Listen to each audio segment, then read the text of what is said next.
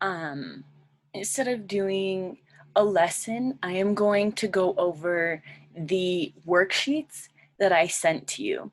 And the first one that I sent to you was a reading practice worksheet. And the second one that I sent to you was a listening practice worksheet. So the first one, there were a few of you who did it. I asked you to write your name, and there were only 2 people that did the worksheet, and it was Lupita. So thank you, Lupita, and somebody else who did it. So thank you to the other person. I just didn't see your name, so I don't know who it was. But thank you for doing the worksheet.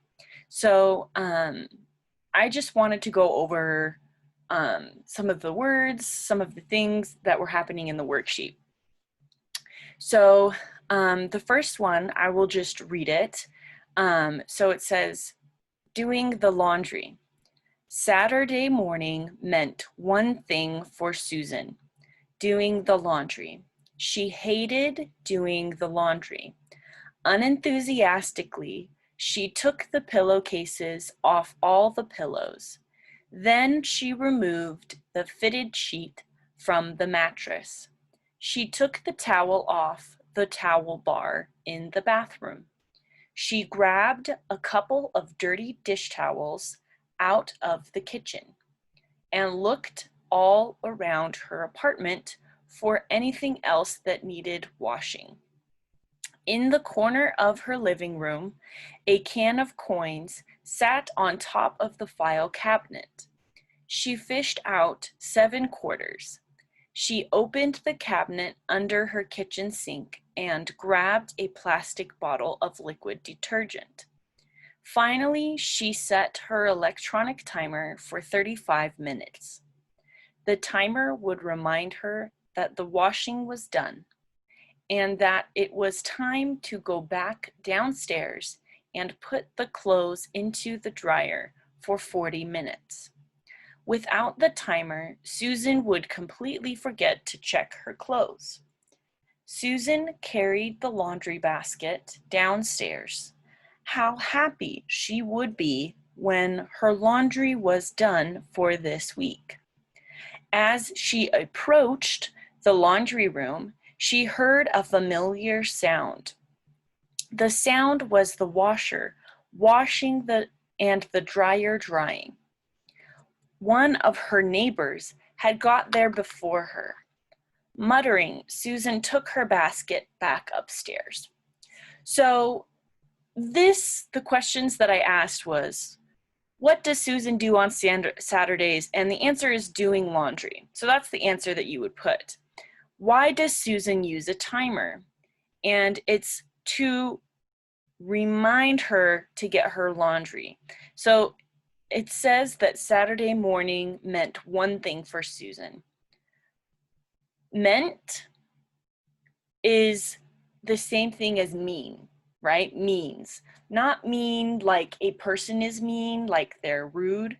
Mean can mean it is a word that you use to say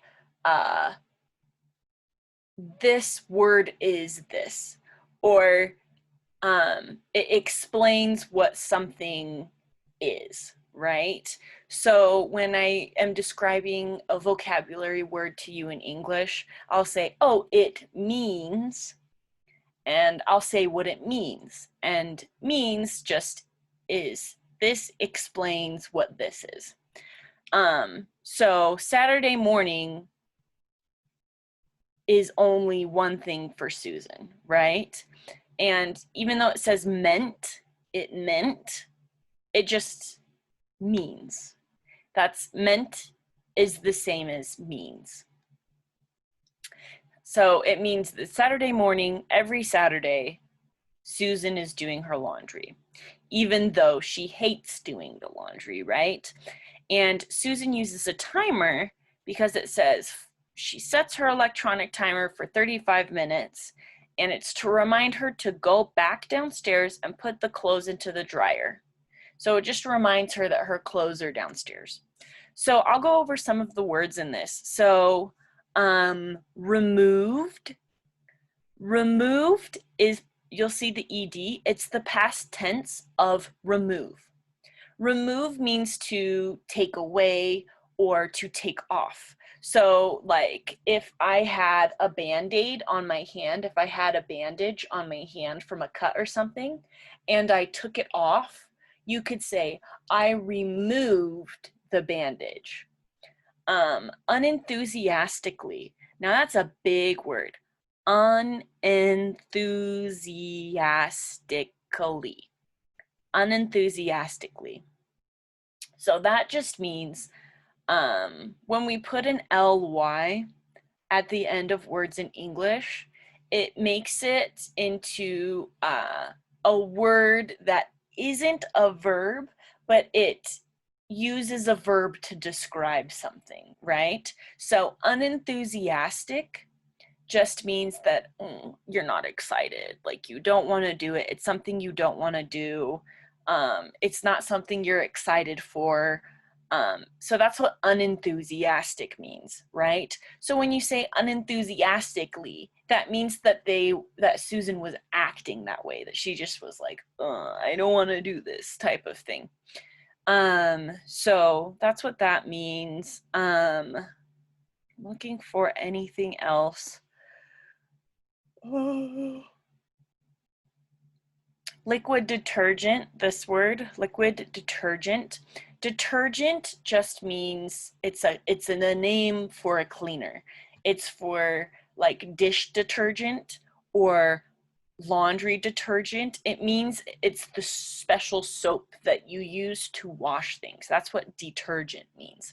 And when you say liquid detergent, it means that the laundry soap is the pouring kind, not the powder kind. So that's what liquid detergent is. And then the word approached, this one, as she approached the laundry room. Approached means to move towards something or walk to something, or to just move towards something. That's what approach means. Approach means that the focus of the word is on the person or the thing that's coming close to the other thing. So that's what approach is. So it's, you could say, I approached my boss, which means that you went towards your boss. You went to go talk to them, or you went to go meet with them. That's what approach means. So that's what that means. And good job on answering the questions. I think all of these questions, everybody answered them correctly. So the next one, I showed a sign. So please read the sign. And the sign says, this elevator is out of service for the foreseeable future. Please ask at any desk if you need assistance. We're sorry for the trouble and we thank you for your patience. So the question that I had was, what is this sign telling you? So it's saying the elevator is broken and they don't know when it will be fixed. The elevator is broken and it will be fixed next week. The elevator is not broken. And the answer to this is the elevator is broken and they do not know when it will be fixed. So here's why that's the correct answer. So it says this elevator is out of service. And when something says it's out of service, like a toilet or a bus, it means that it is not working and you can't use it. So that's what out of service means. And when you see something that says foreseeable future, when somebody uses the word foreseeable, it means that it's when they use it to talk about, oh, it won't work for the foreseeable future, or we don't know when it will happen in the foreseeable future, it means that it's something that they have no idea when it will be fixed. They have no idea when something will happen. So foreseeable, it just means that when they use the word foreseeable, it means that you foreseeable just means like you'll be able to see into the future, or you'll be able to know what will happen. And so that means that when they say it's out of service for the foreseeable future, it means that you won't be able, you don't know when it will be fixed. They don't know when it will be fixed. And it says, please ask at any desk if you need assistance. So that just means if you need assistance, assistance just means help. If you need help, you can go to any of the desks. And it says, we're sorry. Now we know what this one is. This is a contraction for we are. We are sorry, right? We are sorry, which is, it's, we know what that is. We're sorry for the trouble, and we thank you for your patience. And patience, I'm sure you guys have heard this word all the time. Patience is just you not being upset about something, or you understanding that, well, it's something that they couldn't help, it's something that they can't really fix on their own. So that's what patience is. So I put this one in here because this is something that the news, the weather told us, that the weather will be really hot this week. So you'll look at this little map, and it says all of the little cities, and these numbers that are here are the temperature. And temperature is like how hot or how cold it is.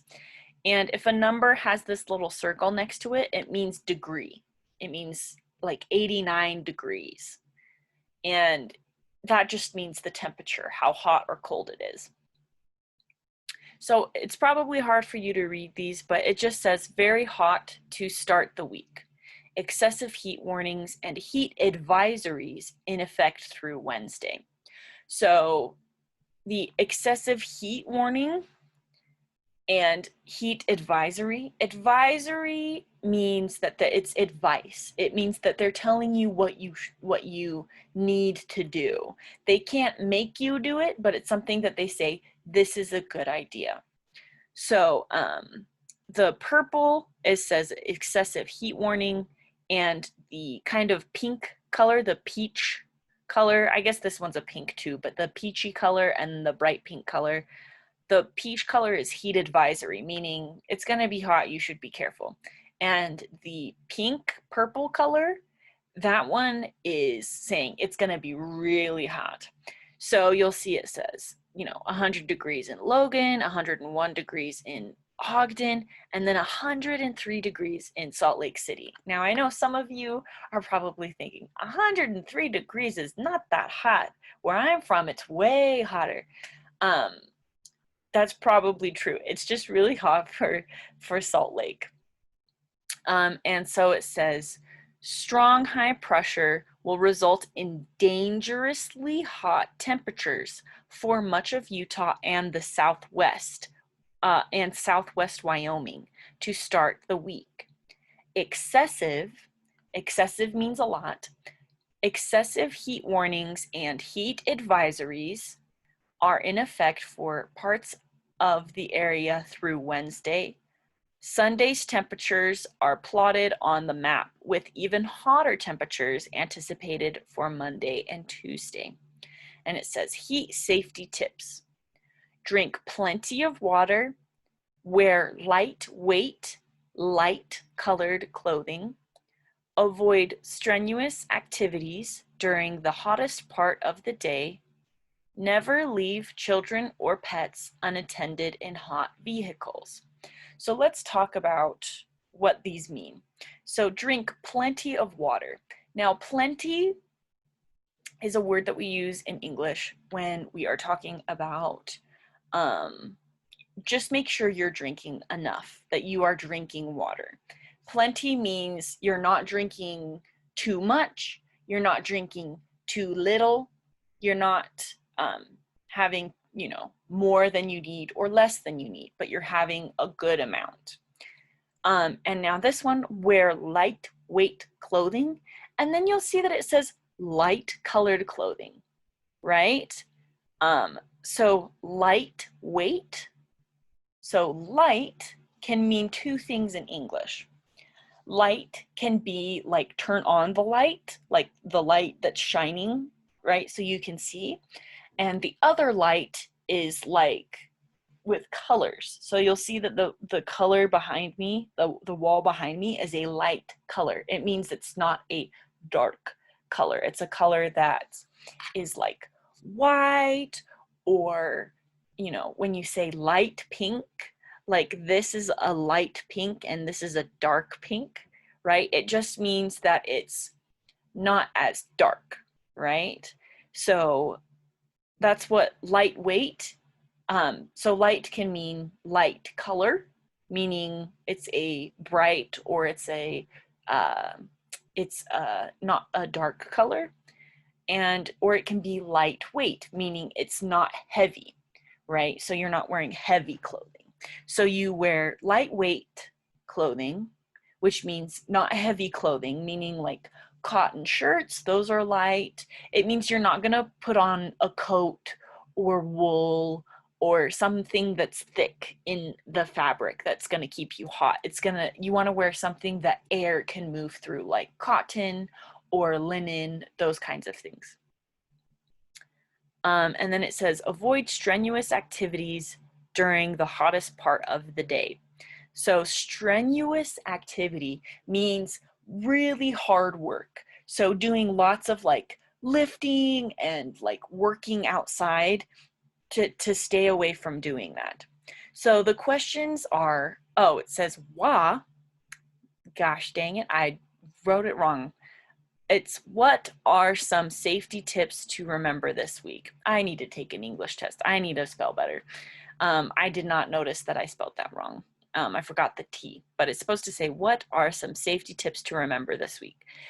And it says there are multiple correct answers. So that means that you can choose multiple, meaning more than one question, and it's right. So it says to drink lots of water. It says to wear lightweight clothing, wear light colored clothing, avoid doing physical work or activities during the hottest part of the day. That's what strenuous activity is physical work or activities, things that you're going to be running a lot and moving your body, things that are hard to do on your body. And don't leave children or pets in hot cars unattended, meaning don't leave kids or animals in your car and then go into a store and leave the air conditioning off in the car, that kind of thing. So the next one is, the last one that we read is swimming lessons. It was summer. Swim classes were beginning. She didn't know how to swim. She wanted to learn. She called up the pool. Do you teach adults how to swim? She asked. The instructor said, yes, we teach adults how to swim. We teach kids how to swim. We teach everyone how to swim. She asked how much. How much do you charge? She asked.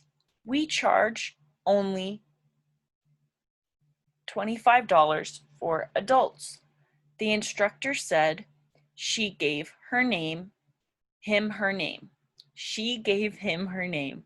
He put her name on the swim class list. You are on the swim class list, he said. Your first lesson is Saturday at noon. Bring $25, a towel, and your swimsuit. So just to go over really quickly, in English, sometimes we say, she called up, she drove up. Now, in English, when we say the word up, it means the direction up, right? Like up, this way. So how do you call up somebody? Well, in English, when we put a verb and then say up, she called up, she drove up, she walked up. When we say that, it just means that that she called the phone number for the place that the pool is at. Or if you say she drove up to the front door, it means that they drove next to be by the front door. Or if you say they walked up to me, if they say they walked up to me, it just means that they walk to you, right? It just means that they're walking to you. But in English, a lot of people will say they called up, they walked up, they drove up. And it's kind of confusing, but when you say, you know, called up, it just means that they called the phone number for where the pool is. If you say they drove up, it just means that they drove there, right? Or if you say they walked up to the front door, means that they just walked to the front door. So that's all it means. And I'm trying to think if there's anything else. Oh, how much do you charge? Charge just means how much does this cost? What do you charge people? It just means how much money does it cost? That's what charge means. It means to ask for money from people. That's what charge means. But when somebody says, oh, how much do you charge? They're just asking how much does it cost? And so the question for this one was, how much money do swimming lessons cost? And it says $25, right? So we click on the one that says $25, right? So that was all of the answers to this practice, to the reading practice. I was gonna go over the listening practice, but I'll wait and give people more time to do it. If you want to, if you don't, it's okay. I think it's really good practice though, because you're listening to people talking in English and you're listening to native speakers. So they're going to talk kind of fast. They're going to use slang. They're going to use words that you don't hear all the time. So I think it'll be good. If you can't watch the videos, it should just be able to play them. You'll see that you just click on the play button.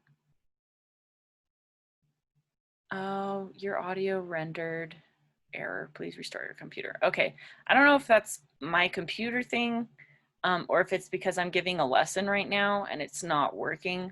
Yeah, but you should just be able to press play and it will play the video and answer the questions. And I will go over them tomorrow. So that's it for today, and I will see you next lesson.